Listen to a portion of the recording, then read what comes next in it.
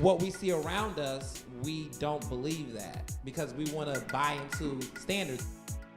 We have to prove that we're good fathers. When, as far as the mothers, it's just assumed. So I'll wait on the check. I'll keep my self-respect first. I'm a black man trying to save a black man, and I noticed as I looked around the whole room, there's no one helping me. The reality is, if it affects you, it affects me. A recent evaluation of Philadelphia schools by the University of Pennsylvania found that most students do not feel safe in school. The study surveyed students from 131 schools in the district on traveling, in-school behavior and cleanliness, and out of 131 schools, only 13 received a positive rating from students. Joining us to talk about this issue is Philadelphia educator Dr. John Taylor and graduate of Upper Darby High School, Finesse. Thank you so much for joining us, guys. Thank you. All right, so outside of having security or anything else in the schools that allow them to be safe, what are unsafe? What do you think our Philadelphia schools are unsafe or safe? I think for the most part, administrators should stay on top of the hallways. If they can keep the hallways cleared and monitor who comes in and out of the school, it can provide a more safer environment for our students. There's on occasions in some of the schools I've taught at, students will leave out of classrooms, wander the halls. We've had cases where students have smoking marijuana or gotten into severe fights running into another classroom. So I think for the most part, if we can stay on top of keeping students in the classrooms versus keeping them, monitoring their behavior instead of them running the halls, we can provide more safety for students who do want to learn and do want to participate in their education. Now, as a graduate of Upper Darby High School, so I guess you're a couple years removed from the high school life, right? Yes. Okay. So when you were in high school, coming up, did you feel safe in school as well? Or do Kind you of, feel, sort of. Okay, kind of, sort of. So tell me why you're kind of indifferent. It's really about who you be around, or not really who you be around, but yeah, who you be around. Because you could be around the wrong people, and that right there bring like insecurity. Like in school, I don't know. Did they have the measures that the gentleman here was telling about, the security guards and things like that? Oh, Did no, they have just them started in getting school? security guards. They ain't Okay. had security guards when I was in school. I wish they would have had security guards when I was in school. I Okay. think it would have made it easier for me. Okay, it made it easier for you? Yeah. Okay. All right. So what is the school district's policy on procedures on school safety? So what are they doing to keep the school safe? Some schools now are putting metal detectors in there. Like the young students said that they're hiring security. They're monitoring the bags. If they feel like something's in the bag, they have the right to go. The security guards have the right to take whatever it is, and some schools are staying on top of that and being consistent. I think the key to it is making sure parents and the communities understand that, it's getting to the point that it's a zero tolerance for violent behavior. I know some school districts have adopted the, both parties at fault.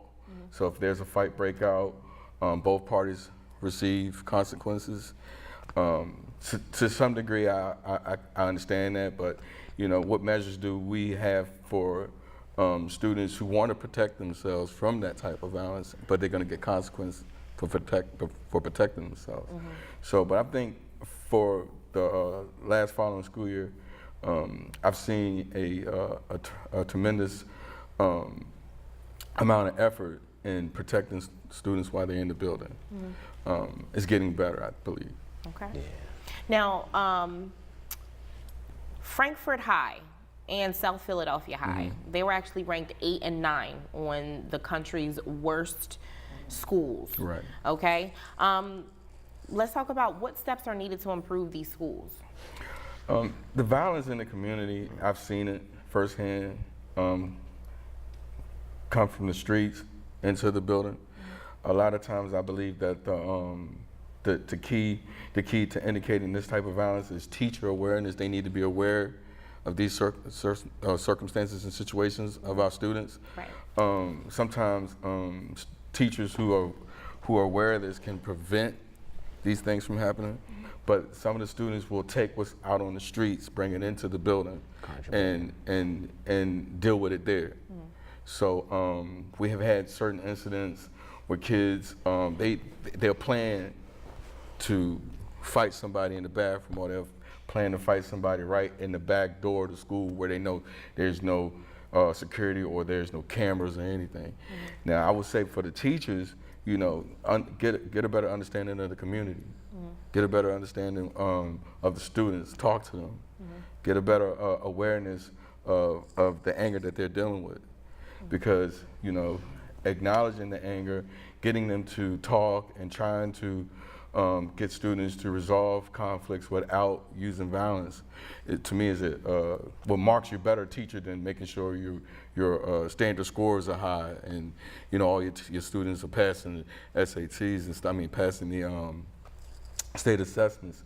I think for the most part, if teachers were more prepared to dealing with this, because it's almost therapeutic. So if teachers were more prepared to deal with this type of anger or frustration of the students, they'll be able to de-escalate better. So we throw around that word prevention a lot. Where can we start with prevention? We talk about getting into the communities and having a better understanding of the community in which these students come from. Where do we start with prevention in that sense? Well, I think for the most part, if teachers were to receive more training to understand the community that they're working. Like, I remember I took a job in Chester.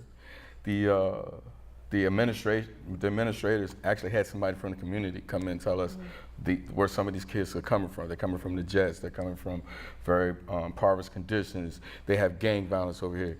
If you see certain you know, hand gestures, or if you see certain colors, or you see them, you know, they yelling out this block, then you pretty much understand something's about to go down. So a lot of teachers, they're not aware of this. They don't know what's going down. They don't know the lingo. They don't know the slang. They don't understand the attitude. And it's poor communication. So so the poor communication and the teachers not understanding, they're so fast to say, well, I don't want you in the classroom, I'll put you out. Well, that's what the kid wants. But you got to understand them first. Exactly. I'll put you out in the classroom. You got a free fall to go out in the hallway. There's a reason why you want to go out there. Do whatever you want. Exactly. Okay, and we have an audience member here. Could you just state your name and what your question is? Yes, my name is Deetria Morrison, and my question is, in light of everything that's been happening in the school system, as far as the violence and trying to get the children to be refocused, do you think that it would be necessary to reenact more after-school programs geared to having the children focus on something after school, more so than just letting them, you know, go home? Good. Is that it? That's a good thing. I mean, I like to see more programs after school for our students, and I've seen a lot of the programs that were helping kids actually get shut down because of poor funding. So I hate to say it sometimes, you know, money, you know what I mean? So with that being said, we already know that's a monster that we have to destroy real quick. But at the same time, they had music in the building. A lot of schools got rid of that. They had home economics, they got rid of that. They got, some schools don't even have sports, so they don't have that. So we need more of that for our kids. All right. Like It Is will be right back.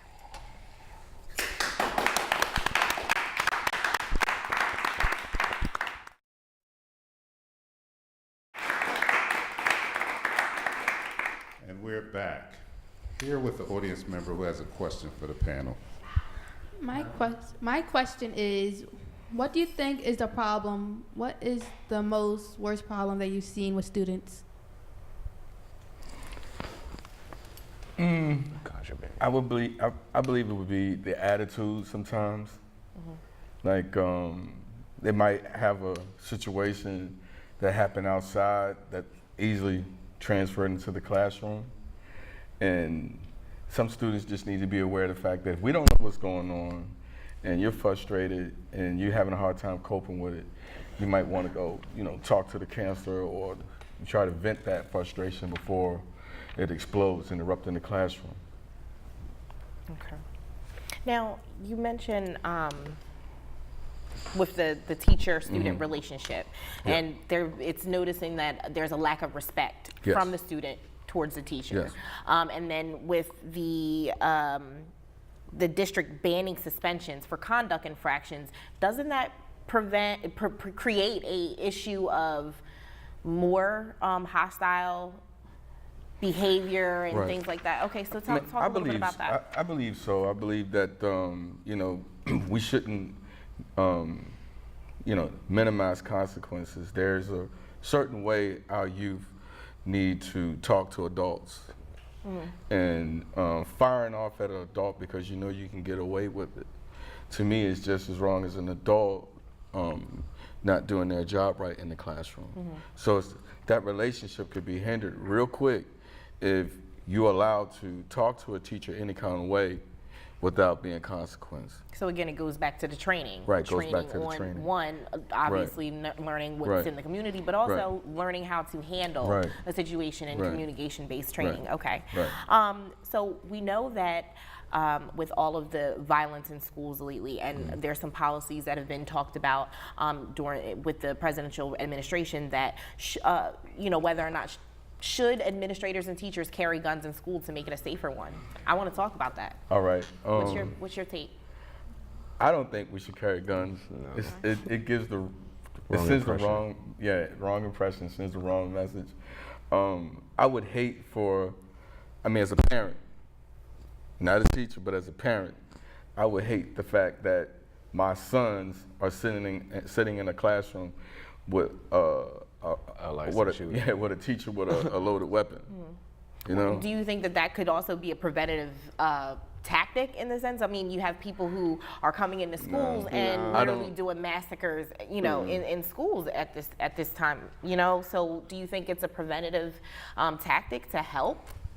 I think it increases the violence, to me, personally. Finesse, what do you think? I think that's only amongst back to themselves. Only the people who had that type mindset.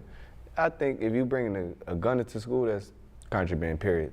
If you're an adult, student, there is a threat if you got a gun.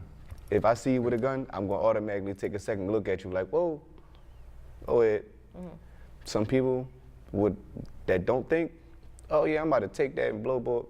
People think like that nowadays. So you gotta be cautious on how certain other people may think, not compared to how you may think. Well, what if it's, it's locked away in a safe in a classroom and is only, can be, given access in the event of a major emergency like a mass shooter or something like that? Is that something that might be feasible, or still it sends a mixed message? That still sends a mixed message because you gotta get to it. And if I come into this school to blow, then I ain't gonna say me, because yeah, if a person come into a school to do something, they already got in their head what they plan to do that. Like, oh yeah, my teacher, he got his 40 over there inside the glove, inside that little drawer. He got to do the little switches. I'm gonna go kill him first and then kill everybody else. People actually really think like that. Right. I know that because I'm from North Philly, and a lot of people, I don't know, the way they talk, I just catch on, and I'm glad I'm not in school anymore because the people in society nowadays is crazy, and I would hate to be a statistic. That it's alarming to have someone armed in the school district with guns. Right. I know I'm old, but good grief, we're at a state where we have to carry guns inside of a school. Very scary, but we have an audience member. What's your name and what is your comment or question? Francine Elizabeth Natal, and I am a resident in Philadelphia. I've taught in Philadelphia schools, and I saw firsthand the need for prevention measures and even improving of preventative measures so that violence lessens, because we know, of course, we can not completely stop it overnight, but if we have the proper supports in place, we definitely can minimize how much of these acts of violence occur. First things first, conflict resolution. I remember there was a group that would come into one of the schools where I taught, and they used puppets for elementary level, which was K through 5. And they would have a scenario presented to the children and then engage the audience, engage the children in asking them, okay, what do you think about what you just saw? And of course, there would be some sort of a conflict, and they would name what the conflict was, and then they would ask them, do you think that the situation was handled properly? You know, to get the children to have stake in the process of, well, there's a thinking or thought processing that should occur, which will help to prevent violence. And sometimes we can solve our own problems instead of it escalating and having to go to the principal's office. Mm-hmm. So I think things like that, contract groups like that help with conflict resolution and helping children foster conflict resolution skills if they don't already have them, it really helps. Well, that's great. I'm all for that also, the preventive. Right. And this program is about the school violence, but Right. what seems sad to me is the fact that we have to allot so much time to this because we only have so much time in the school day. And if you have to allocate so much time to behavioral problems, how much are the kids really absorbing educational-wise? Mm-hmm. Right. I mean, we're talking about behavioral problems as well. So now let's go to maybe the mental health aspect. Right. You know, what about mental health screenings and to kind of identify the behavioral issues, the truancy, the substance abuse, things like that that could cause violent behavior? Well, communication. Not to get too involved in HIPAA and all that, because we do have a lot of students who are on medications that are not identified and nobody knows. Mm. So, I mean, I wouldn't want to embarrass anybody or violate any HIPAA standards. But I think there should be more awareness for teachers who don't deal with students of that nature. They need more education and understanding. Because sometimes, I've seen this personally, sometimes teachers can escalate with the student and it causes more problems. Mm-hmm. So yeah, mentally, we need to do better with those type of challenges. Mm-hmm. We need to talk to parents more. We need to do more community involvement with the schools, get schools to participate more in the community, as well as engage parents more, because that's the key. Nobody knows the children better than their parents. So there is also a stigma associated with the mental health aspect of it, especially in the Black community. Right. Seeking help for mental health issues is deemed as weak, as me and Dante, my co-hosts, were speaking of prior to the show. So, how do you overcome those barriers, especially with the parents that are like, ain't nothing wrong with my child, you know what I mean? But it's causing an issue. It's causing a behavioral issue in school. So please. It definitely is, and the challenge is to encourage, not pretty much tell parents what they should do, but encourage parents to seek help with kids who are problematic, or they seem to have problems with staying on task or staying in the classrooms or acting out. I mean, these kids are acting out for a reason. Now, I mean, there's different scales to this. We're looking at elementary, we're looking at middle school, we're looking at high school. I've seen a bigger problem with tantruming, problematic behaviors on an elementary level. By the time they get to high school, you see a kind of a decline in that. But in the high school realm, I see more of a teacher versus student behavior. So it's just basically the behavior, so it depends, just kind of transferring it in a different way, right? Mm-hmm. But on the level of kids tantruming, they're doing breaking things, throwing stuff in the classroom. I've seen a lot of that on the elementary level. So and just teachers a tantrum, are losing it. Yeah. Just a tantrum or tantruming, behavioral violence, disorder that needs. You name it, from throwing desks, from throwing chairs, to spitting, to running out the classroom or trying to leave the building. I mean, a lot of schools have gone the full extent on mental health work with DHS, with other agencies, third-party agencies. They're bringing in TSS workers or one-to-ones and so on. But the problem still relies on how well we can get involved with the parents. Okay. Just piggybacking off the mental illness issue. I know that's the proper term, and we talked about maybe there's another. Mental health disorders. Yeah, mental health disorders, but it's just a stigma in communities when they hear that term, mental illness. Like you said, you get parents that say, "My kids they're not sick," or people just don't look for help because there's a stigma attached to mental health. Just the phrase itself.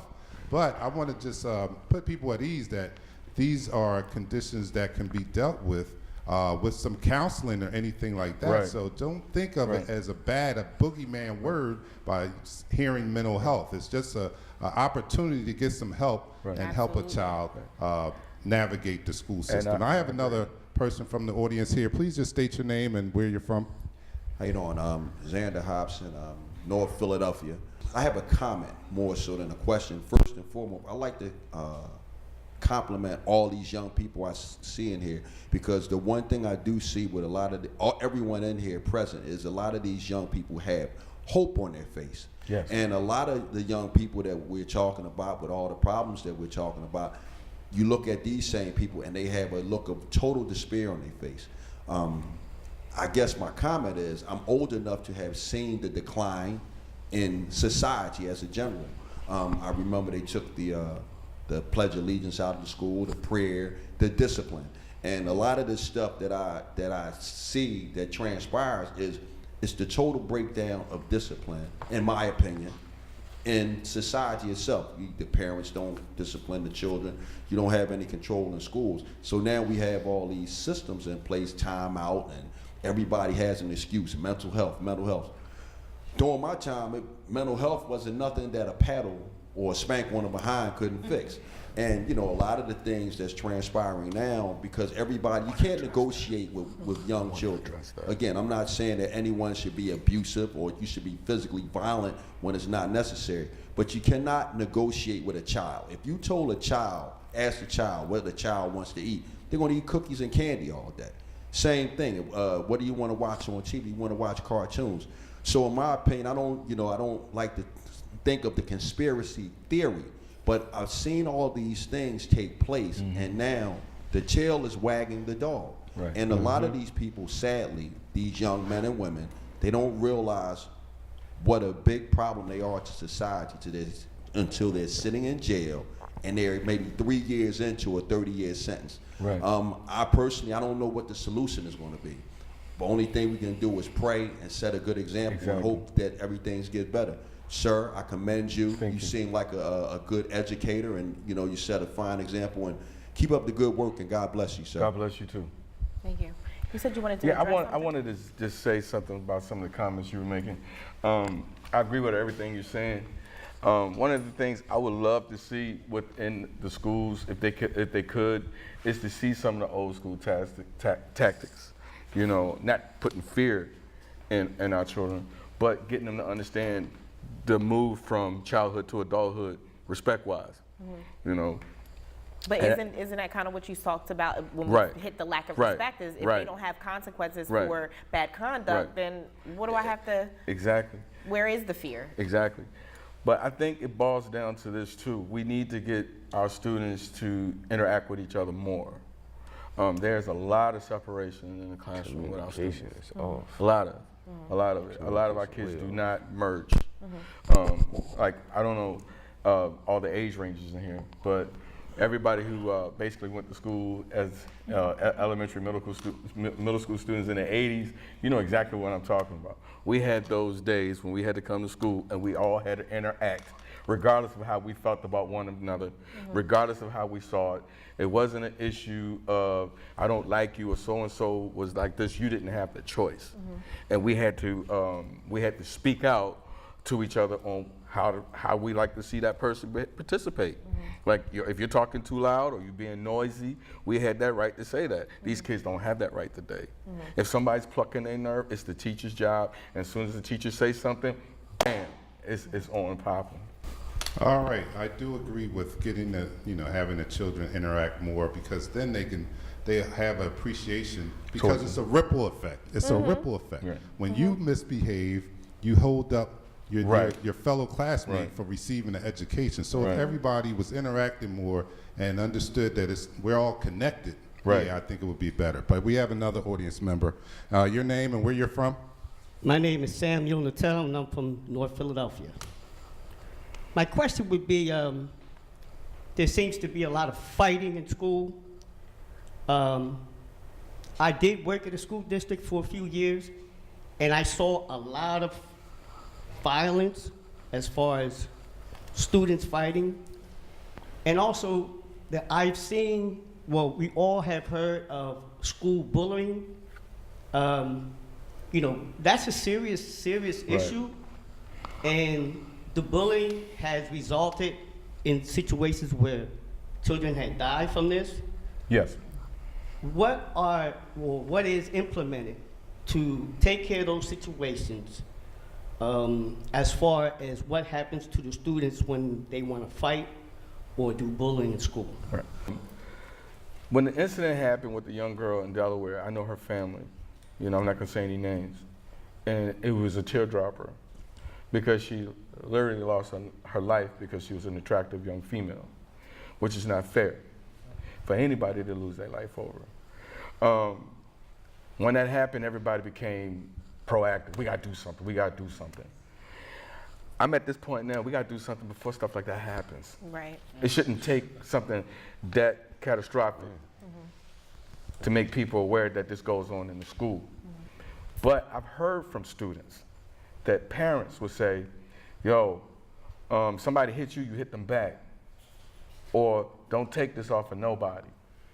Or don't make me come up to the school. And I can't make this up. This is a real story. I can't make this up. We had parents who actually came up to the school to fight students on their child's behalf. Now, there's a real big gap of communication right there. Because if you want to protect your child, I understand. But to attack children, it's not making any sense. That's insanity. So when you see parents willing, with their family members, up to fight a student, the message to the child is, this is acceptable behavior, and will continue to be this way. And the challenge to the school is, how can we help a student when the entire family is coming up here to fight another kid, a child? So that's something that, parents need to be aware of. Yes, be sensitive towards your child's needs, but don't take the fight on for your child. Right. Because it sends the wrong message. Absolutely. Like It Is will be right back.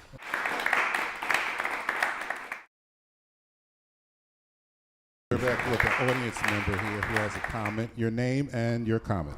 Yes, my name is Nia Arrington, and I'm a preschool teacher. And I feel that it starts at the preschool level. Yes.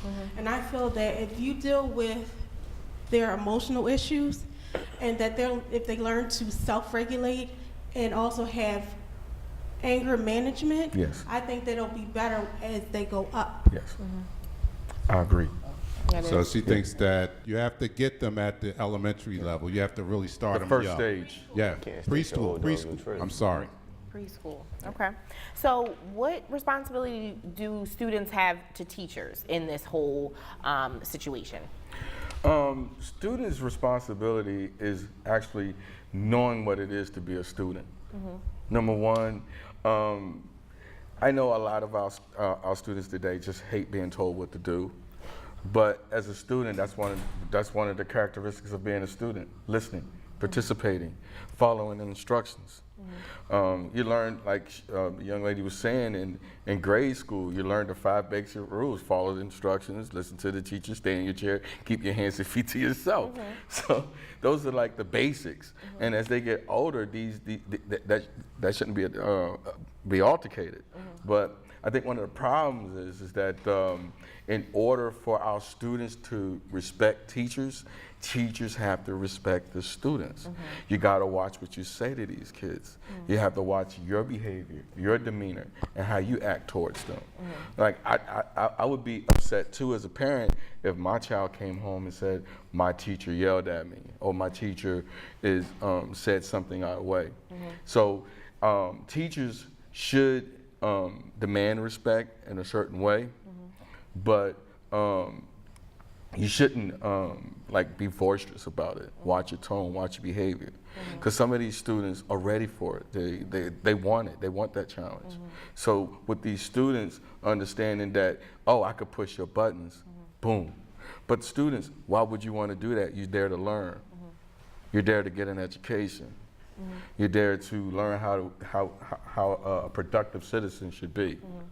So it's a two-way street. And as a recent graduate of Upper Darby High, what would you say your responsibility was when you were in high school? Do you agree that those were the responsibilities? Or did you think that it was a little? Do you think there's some overlap or? I agree with Doc because he's all about knowing your role. Like in school, you know you ain't supposed to be doing such and such and such. Like, you know you're supposed to be doing what you're supposed to be doing, like studying, paying attention to the books, not putting thumbtacks in teacher seats, fighting this dude. Yeah, you're not supposed to be doing all that stuff. People know that. But some people, attentions is, I'm going to school because I'm made to go to school, not because I want to go to school or I'm willing to go to school. That's where the differentiate, that's where it stopped right there, because now kids don't want to go to school. Kids like, I'm doing it because my mom making me do it, or Truancy gonna come get my mom, or come get me. No, you gotta do it because that's what you want to do. So you gotta make it for them to want to do. So what's the best piece of advice you can give the students here and the students that may be tuned into the show in terms of taking responsibility while they're in school? Communication, man. As long as you communicate with, I ain't gonna say the higher power, like if you communicate with your parents and your parents communicate with your teachers, you should be all right. Your teachers communicate with all the students. It's about the relationship. Like, you can't think you're gonna teach us and don't have a relationship with us. Who are you? How do I know what you're telling is true? And, you know, I was telling a couple students before, like I was telling a couple teachers, and I told the students, I said this, 10 minutes won't hurt you to ask the students how they're doing and let them reflect on anything. It won't take away from the classroom. Like I said, when we first started the show, that some of the kids' behavior happens because they don't know where to vent. They get frustrated, and teachers don't know how to handle their anger. But they just want to be heard. They want to be talked to. They want to be treated like regular human beings. By show of hands, to all the students in, or even if you remember a student, a teacher or administrator that you felt like you had a close relationship with, or you could talk to them, by show of hands, at any point in time, whether when you were in school or whether you're in school now, do you feel there is at least one administrator or teacher that you can go to and talk to about something? By show of hands. Okay. I had that. All right. Shit, my teacher got killed. Okay. So you said that your teacher actually got killed. Yeah. He was almost like my best friend. Made me to call me every day, make sure I'm going to all my martial arts classes, make sure I'm doing, like, I was doing, like, meal arts. He'll make sure I'm present in all my classes, acting. He'll make sure I did all my, and he wound up getting killed, actually getting in between the mix, not knowing what was going on. In a violent situation on school premises, okay? That's when I came up with the communication theory, like, you gotta have communication with your kids, or you're not gonna know what they're thinking, or how they feel about a situation. They could come in here and just be, you're not gonna know I'm ready to kill you, your man, and all of them too. You gotta know what your kids are thinking about. Like, other than that, you're gonna have lack of communication. It's not gonna fall right. Right. So with all those that did raise their hands, how many, if you were really going through a situation, would really feel comfortable going to that person to discuss your concerns? Honestly.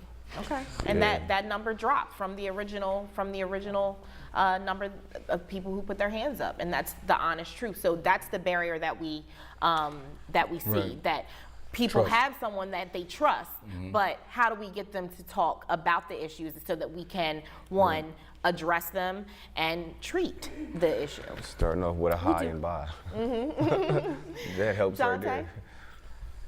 Well, associated with that, I think that there has to be faculty in the community that can relate to the community in which they're working in. You Right. talked about it earlier about training these teachers. You have some teachers that go into certain environments They that don't have know no anything about it. idea how to deal in that environment because Right. they didn't come up in that type of community Right. with those type of students in which they're dealing with. So even with the training, I think there's still a little gap there because they It just will be. don't- It's a cultural yeah, difference it's for a some. cultural difference. For some. Yes, for some. But you're right about that. That's the right path to start on is to get everybody And trained. I want to jump on that before you go to our guests, that there's no blanket training program Right. for every school, because Right. that makes a really great point that, just because what works in, South Philly school doesn't necessarily mean it's Work in going to North- work in Montgomery County. Right. Exactly. So it cannot be a blanket Right. training system. It has to be community Community-based. specific. It has Yes, to be community-based and Right. tailored specifically to that school system. I'm Okay, with we're gonna go- another audience member here. State your name and your comment or question. Hi, good evening. My name is Judy Macon. I used to be an NTA for the school district a few years ago, more than 10 years ago. I have seen a vast difference in, I've seen a vast difference in the children that I used to see and talk to years ago and the difference in the children now. During that time when I was an NTA at a school, I noticed that if we had meetings, community meetings, and invited the parents and the children to come and talk to the staff, the teachers, and the principal, it made for a better community relationship because the problem that the children had that you as an NTA or a teacher or a counselor saw, you can go to the teacher or the principal or the school community coordinator and you could discuss a certain child that you saw exposing certain kind of behaviors or a proclivity to doing things they shouldn't do. Instead of embarrassing a child by calling them out in the classroom and embarrassing them, you pull them aside and say, is there something going on, or are you having a problem? What I notice now, there's not that closeness anymore. There's not that parent-teacher relationship. It takes, like my niece always says, it takes a village to raise a child or children. But I don't see the inclusiveness of the parents, the school community coordinator. I don't think they have those anymore because they were so important, and to the staff of the school. Only because you have to have someone who can take the side of the child, even to disrupt this child, because something happened at home before they got to school. So they come to school, either they didn't eat that morning, or maybe their parents had a fight that night, or maybe they've been in an abusive situation with an adult and they're a child, and they can't explain to you what is going on with them, physically or mentally. So you have to study the child and decipher it. There are some teachers who are not used to certain children who have certain different types of home problems. And so the teacher look at the child and think the child is being aggressive, and their behavior is not aggressive.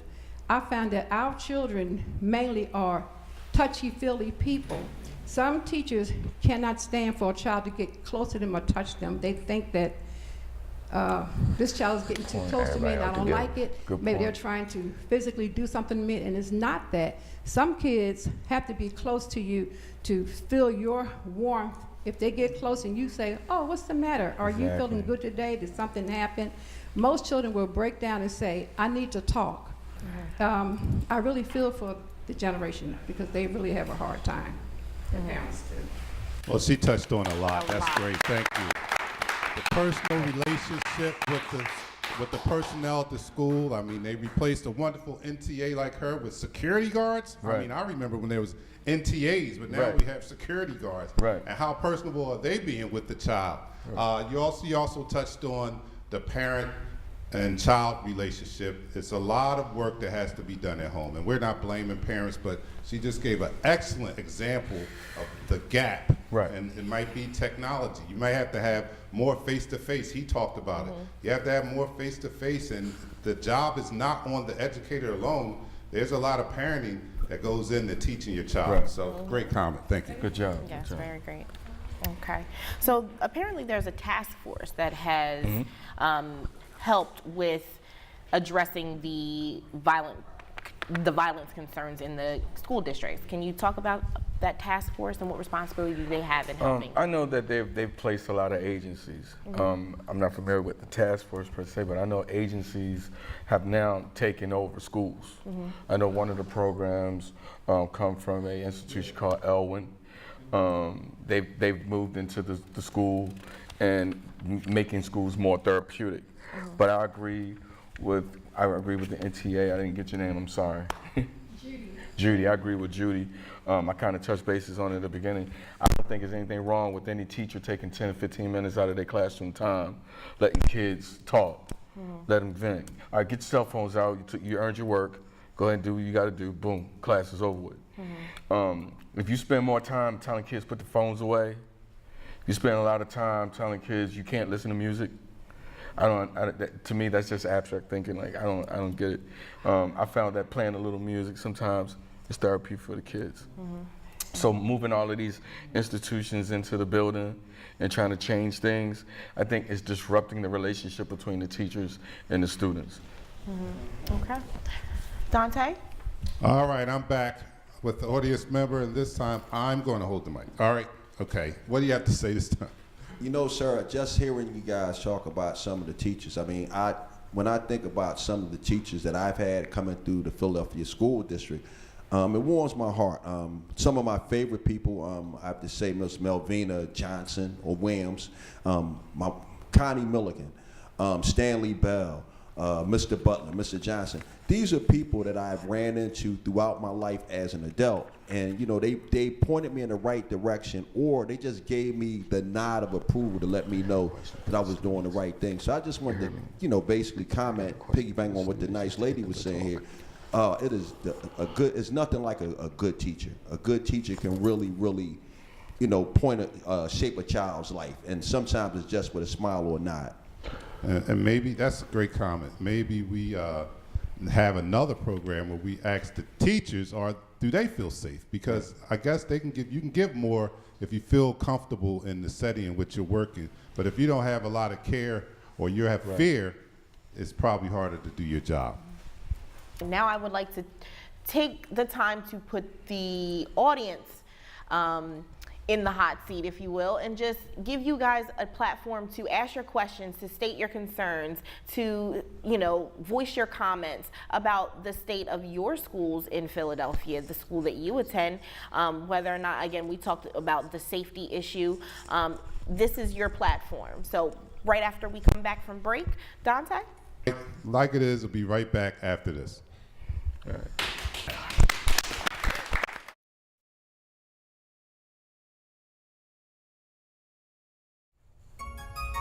Yeah. Yeah. Nope. At all. Nah. Go ahead and sing. Angels watching me, oh God, angels watching me. Angels watching me, oh God, angels watching me. Angels watching me, oh God, angels watching me. Angels watching me, oh God, angels watching me. Okay. I wrote this one falling asleep with the Bible. High independent, praying to God for repentance. For all the nonsense I done got myself in, I done did it again. Got people talking, so now I got to defend, keep my head up when I'm walking. I feel the backstabbing and the hate, you feel the same. Pushing my buttons till words are exchanged. When they know I got time, but I feel on my dismissed for all the wrong words when right words should have been. How great John is, positive, not negative. So God, nothing else is relative. I walk with angels, not with strangers. Angels watching me, oh God, angels watching me. Yeah. Angels watching me. I got angels watching me. Angels watching me. I got angels watching me. Angels watching me. I got angels watching me. Angels watching me. Angels watching me. I got angels watching me. Okay, I'm not trying to tell my story, but give God the glory. I think sometimes an angel's watching me. But that the blessings, I don't think they're in my mandatory. I think I'm trying, I got the victory. I hold my head to the sky. I know the angels gonna fly. In the time of need and crisis, they pick me up in the blink of an eye. Exactly when life got hard. Nobody back, nobody but God. These angels in my life to take care of me. And he's defending me when he was trying to prepare me. Angels watching me. Oh God, angels watching me. Angels watching me. I got angels watching me. Angels watching me. I got angels watching me. Angels watching me. I got angels watching me. Yeah. Angels watching me. I got angels watching me. Angels watching me. I got angels watching me. Yeah. And we're back with the audience member here. It's about how we grade students and graduate students. I feel as if the way we pass students on how if they get an A or B or a C and how good they do on tests, I don't feel we really like grasp or like understand the concept of how much I learned in school. For example, I could get an A in one class but a C in another class. But in that same class that I got a C in, I learned the most I've ever did in like 4 years of high school. But the fact that I learned so much in that class and I only got a C to show for it, it doesn't really matter. It's the fact that I got a C and only colleges look at that. And for the fact, like, say if I fail one class, but I feel like I also learned a lot in that class. The fact I failed and I didn't do so hot on the test is the fact, like, all right, well, you failed. You can't really go off, even though you learned so much. And I feel like teachers don't really understand that. Like, we can learn so much, but, like, test and, like, trying to answer questions on the test, what if I panic during a test and I mess up? Right. That, like, people have this problem. And another thing is, like, some classes are just not easy, but teachers don't understand this. Teachers will care more about what you get on your test than how much you learn. And if I'm struggling in that class, they don't really care. It's more like, you get a high grade in my class, you did your homework, we're fine. But, like, I feel like in my experience in high school, some teachers really didn't help me out. I asked some teachers for help if they could give me extra work that I can study, but, like, they just kind of threw me under the bus because I didn't really get as much as my classmate next to me. I do agree with you. I do not like it when I see students failing and there's not anything else done to prevent that, or seniors who got to the last hall about to graduate and then find out they're not walking. There's something that has to be, there should be something done about that. I agree with you. Well, further that point, what I meant was, like, say I'm in marching band, and there's times where I wouldn't get home till like 10 o'clock or 11 o'clock at night, and I have all this homework to do, and I can't finish all that homework. Teachers don't really care about that. Teachers care, like, if you did my homework or not. And even that, I tried to tell some of my teachers that, come on, man, I got home at 11 o'clock. I gotta sleep too, because I definitely do have to wake up 5 o'clock in the morning just to get to school. And they don't care. And I also feel like that's the problem with the school district. A lot of these teachers don't care about the students. Wow, that's heavy. Yeah. Okay. Or even giving them time management skills. Right, time management. You know We what I have mean? another Let's comment. talk about time management skills. Oh, you're good. Oh, he's good. We have another comment. In regards of everything that we've talked about so far, conflict resolution, I'm an early childhood educator myself, and we're talking about it starts with the preschool and our parents and the children. But my question is, regarding of, if we're not sure how to deal with certain behaviors, Where is it the policy in the schools where it says 0 tolerance? Isn't there some kind of measurement that they can go by in talking with these children, opposed to just kicking them out of school, opposed to just, not working with them or giving them options and just saying 0 tolerance and that's it? All right, that's important also. Certain schools, not all schools, have that principle. I would think that most of the schools in Philadelphia have a lot of room for error for students. Like, students are given a measure before they're, expelled out of school. Like, certain incidents just requires that, like a violence, like bringing a weapon to school, But why is I'll ask that question for an example. My nephew, who's a very good student, straight A student, Right. and sometimes they come with peer pressure and they do things that they're not used to doing. Right. So he started selling marijuana, thinking that it was okay to do. He got kicked out of school. Okay. You brought the marijuana in school? I'm not sure. I think it was on the ground. I understand that it is an offense. However, 0 tolerance, he was just kicked out. That's drug There was trafficking. no conflict Right. resolution. There was nothing, no counselor for him to talk to or whatever. So why is it then that they could have sat down and talked with him and gave him better options or, prepare or, just walk him through certain things opposed to just kicking him out of school? Well, was he allowed back, or that was it? No, he was not allowed back in that school. He had to go to another school. His father literally had to take him and enroll him into another school. Wow. All right. I just have a remark, and it's in response to Ms. Deidre Morrison's statement about her nephew. What I'm noticing is there's this there's this preschool or school to prison pipeline going on. Mhm. We're criminalizing our young. Right. Right away, we're labelizing them. We're not really doing enough. And I guess this is a plea going out. We're not doing enough as their guardians, as their adults, to be that help to them in terms of supports in place to encourage them. We didn't make all the wise decisions always.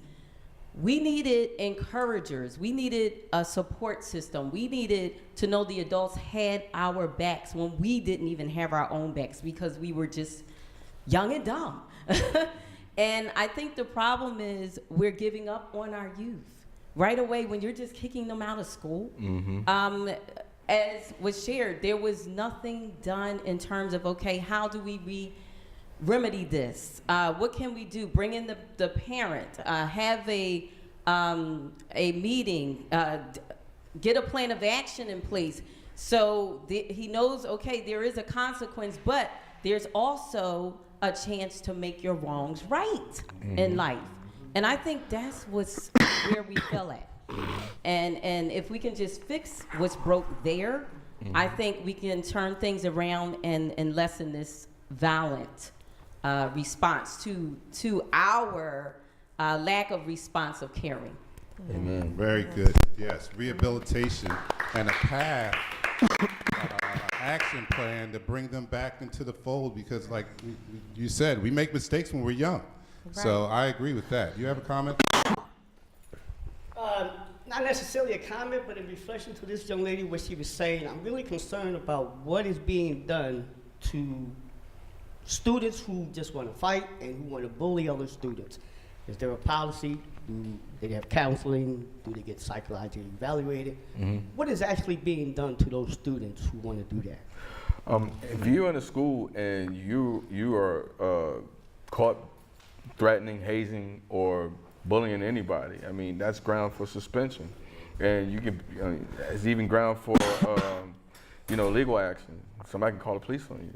So I encourage students not to fight or haze or bully or any of that because that's the kind of thing that can get you locked up or put out of school. Well, that's incredible. Any guys experience bullying in school? Anybody? If not to yourselves, have you witnessed it to other people? You have? Come here. Let me talk. I want to talk to you. Yes. You're the one we're looking for. Yes, got him. Yes. No, we don't need any names or anything like that. Just the experience of. So, what's your name? It's right here. What's your name and what school do you go to? My name is Takia, and I graduated from Charter High School for Architecture and Design. Okay. So it's like, okay, y'all kick these people out of school for fighting and, you know, bullying and stuff like that. But okay, that doesn't fix the problem. Right. You're just sending the problem somewhere else because y'all don't want to, not per se y'all don't want to deal with it, but it's like, okay, I'm fighting or I'm beating somebody up. And he's like, oh, we got to kick you out. All right, you kicking me out. That's not going to stop me from fighting and beating somebody else up. Right. So what are y'all really doing? What are y'all doing? To answer that question thoroughly, obviously we need to do more in preventing this, but it goes back to earlier in the conversation, we need students to want to share the responsibility of protecting each other. If you put it solely on the institution, it may fail you. We need students to be aware that violence is not acceptable within you. So students who do not tolerate violence, any student don't tolerate violence, is helping more so than hurting. So if someone you see is being bullied, I would appreciate students informing staff or informing the school. If the school is not doing their job, there's other avenues of getting that information out there. There's somebody always listening. There's somebody who does care. Like if somebody came to me as a teacher and told me they feel they're unsafe and they're not sure about being in a classroom because of another student, I am going to be proactive and do my job. My thing is we need teachers on the same sheet of music and doing this across the board. I will say your statement is valid because I've seen teachers ignore. So what about when they hit the issue of, okay, a student, unless they come to an administrator and they say, oh, well, unless they put their hands on Right. you or they're not verbally threatening you or to do anything or whatever, we can't do anything. But Right. this person is harassing them consistently. Right. You know what I mean? What can you do outside of that? Like I said, we need to do more. I agree that we need to do more. I agree that we need to do more to protect our students, but I also would like to see students protect students. Like if you see this and nothing's going on, please talk to your peers. You know, inform parents. There's somebody out there who's going to listen. I know I will. As an educator, as a parent, I'm listening. And as a quick question before we wrap, does peer mediation even still occur now?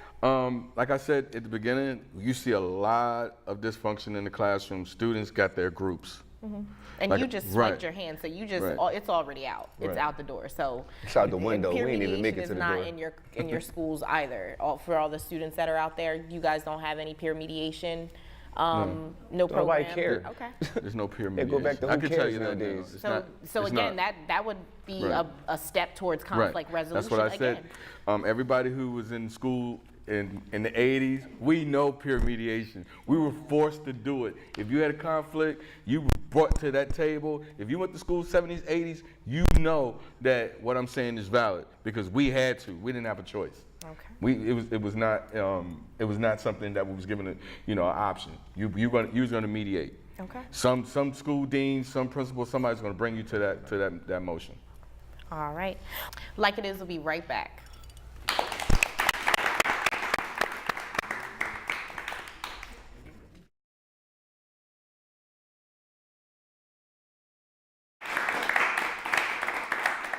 Give us your final thoughts. My final thought is that you hear out of the mouth of the babes. They want a safer school. They want to see more teacher involvement. They want more educators encouraging them and not consequencing all the time. And I think we need to do that in our system. I think the school system need a reform for our babies. I think that here they Yes. want understanding. They want to understand the communication, be valued. How about you? Final thoughts, Finesse? I agree with the communication. That's all I wanted to be is communicated to, like be understood. I got bullied too, so that wasn't with that. Yeah, I just want to be understood. That was if I ain't be understood, then that's where the problem came in. Well, we want to thank you guys for coming on to the show. Thank you us- so much thank you for for having me. putting your input. And to everyone in the audience, thank you so much for your comments and questions.